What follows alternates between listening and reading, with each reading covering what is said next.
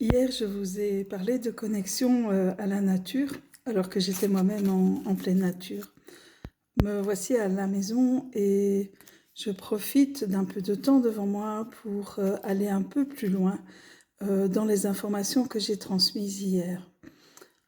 La connexion avec la nature, elle se fait d'autant mieux que nous sommes connectés également à notre respiration. Vous savez, cette respiration qui se fait de façon ample, profonde, en gonflant notre abdomen plutôt que le haut de notre corps et en soufflant plus longtemps, en expirant l'air plus longtemps que l'on a inspiré. Donc si on compte jusqu'à 4 quand on inspire, 1, 2, 3, 4, plus longtemps que pas ça, eh bien on va jusque 5, 6 en expirant. Une respiration qui est profonde et apaisante. En fait, elle envoie à notre cerveau l'information que le temps est calme et paisible et qu'il n'y a pas de danger aussi autour de nous. L'information circule dans les deux sens, de notre cerveau à notre corps, quoique notre cerveau fait partie du corps, et de notre corps à notre cerveau.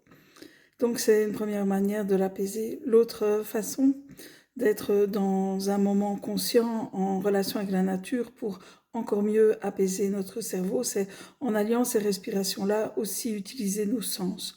Utiliser la vue pour ce que l'on voit, l'ouïe que l'on entend. Donc on voit des paysages, on voit des fleurs, on voit des arbres, on voit des animaux. Et puis on entend les bruits de la nature, et puis parfois de pas la nature, on peut entendre un vrombissement d'une voiture au loin. Il y a également tout ce que l'on ressent par la peau, que ce soit le vent, la pluie ou l'herbe que l'on caresse si on est à l'arrêt, le tronc d'un arbre. Il y a ce que l'on goûte. On peut goûter des fruits que l'on cueille, on peut goûter euh, le goût qu'a l'air à ce moment-là, qui est allié également à l'odorat. Euh, on sent les champignons ou on sent l'herbe coupée, tout ce genre de choses qui vraiment vient nourrir notre présence et qui, puisqu'elle n'est pas accompagnée de jugement ou de classification, est juste un moment d'être pleinement là. Il y a un sens également auquel on ne pense pas suffisamment, c'est celui de notre corps en mouvement et de sentir ce corps qui se meut dans la nature est quelque chose qui est aussi profondément connectant.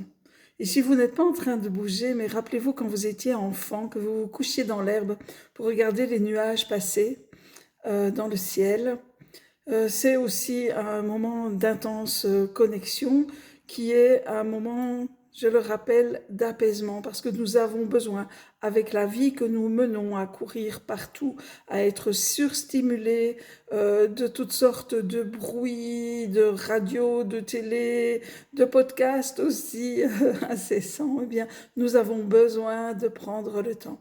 Et donc, c'est ce que je vous souhaite. Il va faire plus ou moins beau aujourd'hui, mais je pense qu'une fois qu'on est dehors, il fait à peu près toujours beau. Il suffit d'avoir les bons vêtements, dit-on. Euh, eh bien, je vous souhaite d'aller faire le plein de vitamines, d'oxygène et de bien-être aujourd'hui. À bientôt!